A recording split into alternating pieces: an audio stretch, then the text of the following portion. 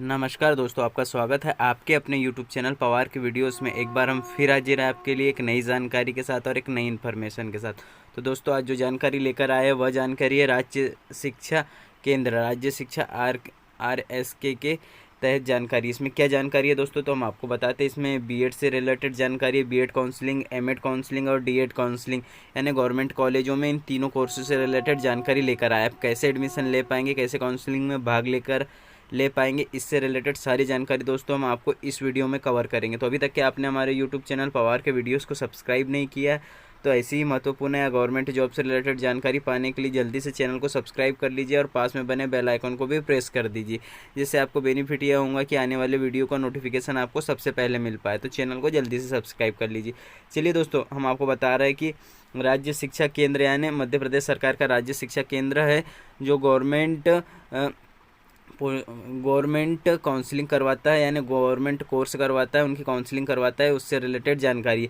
अब इसमें कौन कौन अपना एडमिशन ले पाएंगे, कौन कौन काउंसलिंग में भाग ले पाएंगे, इससे रिलेटेड सारी जानकारी कवर करेंगे। तो आप यहाँ पर देख पा रहे हो B Ed counselling, M Ed counselling, D Ed counselling, इन तीनों से रिलेटेड काउंसलिंग है। तो दोस्तों, हमारे अधिकतर व्यूअर बीएड के कोर्स कर रहे हैं। आप एमएड वाले कोर्स पर उसकी डिटेल डाउनलोड कर इसी प्रकार जैसे हम बीएड की बताएंगे वैसे ही देख पाओगे।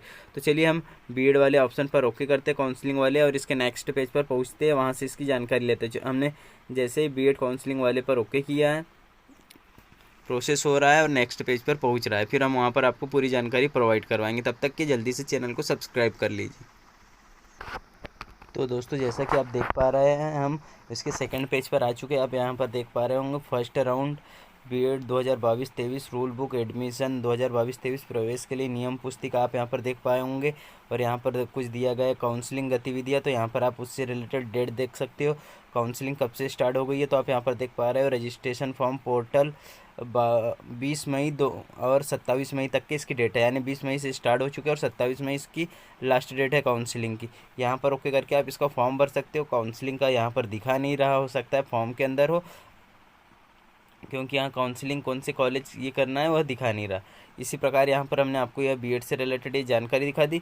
उसी प्रकार यह तीसरे अन्य जानकारी देखना है, यहाँ पर नियम पुस्तिका डाउनलोड कर पूरी जानकारी ले सकते हैं।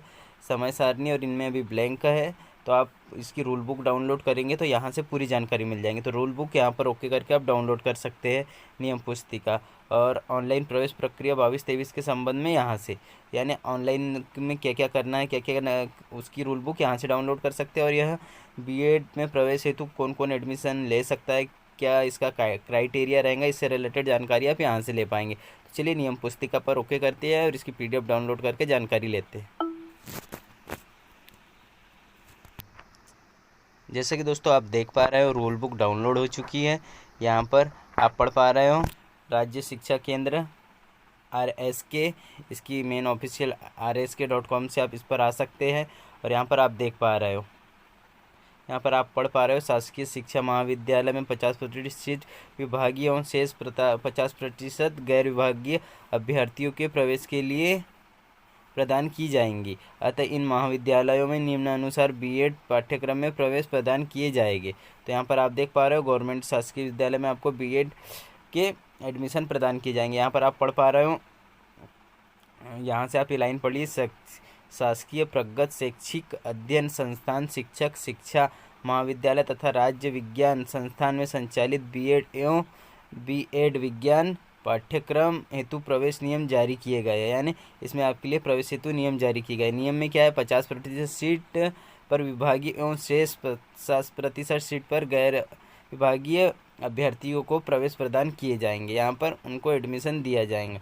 और आरक्षित 15% सीट गैर विभागीय सीट में सम्मिलित होंगी, यानी अंडमान निकोबार के लोगों के लिए। भोपाल में अंडमान निकोबार द्वीप समूह के अभ्यर्थियों के लिए आरक्षित 15% सीटें गैर विभागीय अभ्यर्थियों की सीटें में सम्मिलित होंगी, यानी जो 50% सीट गैर विभागीय को मिली है उसमें से 15% सीट अंडमान निकोबार द्वीप समूह के विद्यार्थियों के लिए रहेंगी। और क्या नियम है नियम पुस्तिका में, तो यह देख लेते हैं। स्क्रॉल डाउन करते हुए नीचे जाएंगे, यहाँ पर आप देख पा रहे हो, यहाँ पर महाविद्यालय का नाम दिया, महाविद्यालय का नाम है, कुल स्वीकृत स्थान का दिया गया है। यहाँ पर जैसे कि भोपाल, सीहोर, विदिशा, रायसेन, राजगढ़, होशंगाबाद, यहाँ पर टोटल 150 सीटें, जिसमें से 75 सीटें 75 सीटें यहाँ पर है विभागीय अभ्यर्थियों के लिए उपलब्ध करवाई गई है, और गैर विभागीय अभ्यर्थियों के लिए 60 सीटें, और पाँच सीटों का दोस्तों यहाँ पर दिखाया नहीं गया है। इस प्रकार 75 150 सीटें होती है, यहाँ पर दिखा दिया गया।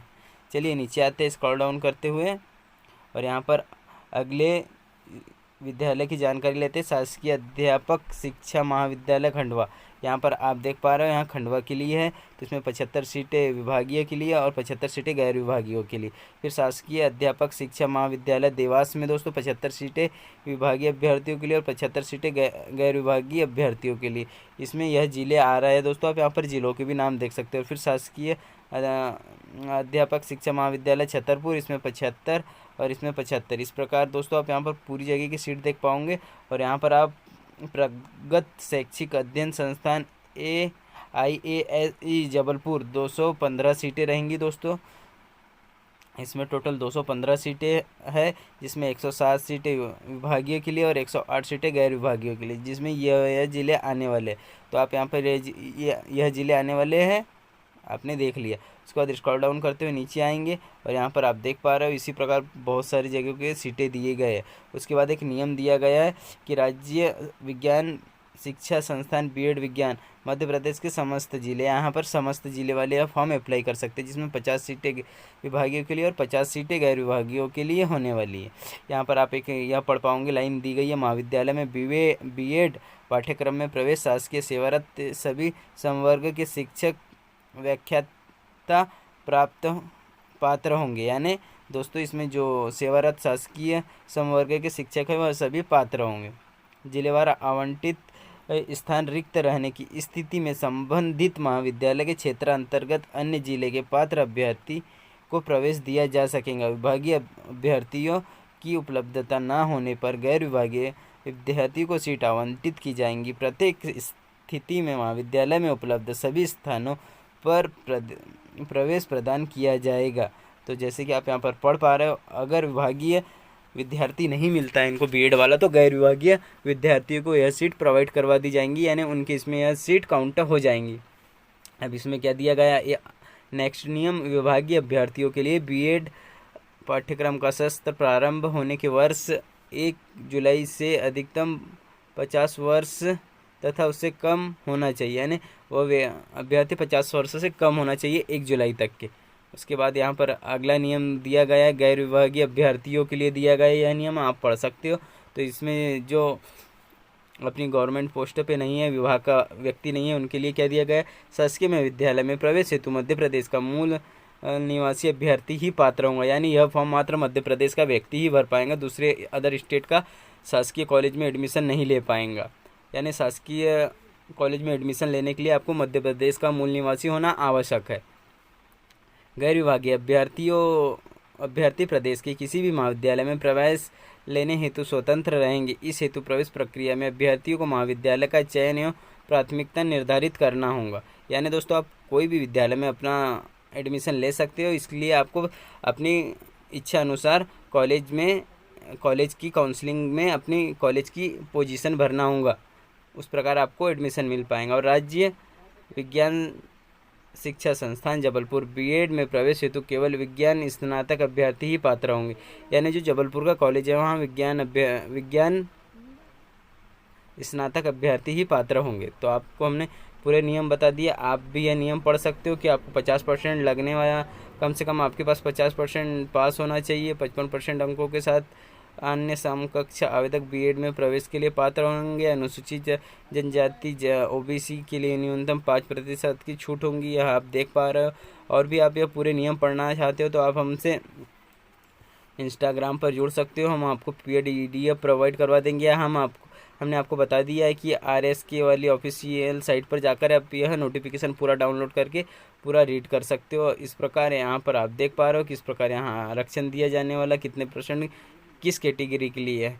तो यहाँ पर पूरा यह नोटिफिकेशन हमने आपको दिखा दिया। टोटल 9 पेज का नोटिफिकेशन है। अभी भी आपके मन में कुछ डाउट है तो आप हमसे कमेंट्स बॉक्स में पूछ सकते हैं, हम आपको वह जानकारी प्रोवाइड करवाने की पूरी कोशिश करेंगे। और दोस्तों अभी तक क्या आपने हमारे यूट्यूब चैनल पवार के वीडियोस को सब्सक्राइब नहीं किया तो जल्दी से सब्सक्राइब कर लीजिए, पास में बने बेल आइकन को भी प्रेस कर दीजिए ऐसी ही महत्वपूर्ण जानकारी पाने के लिए।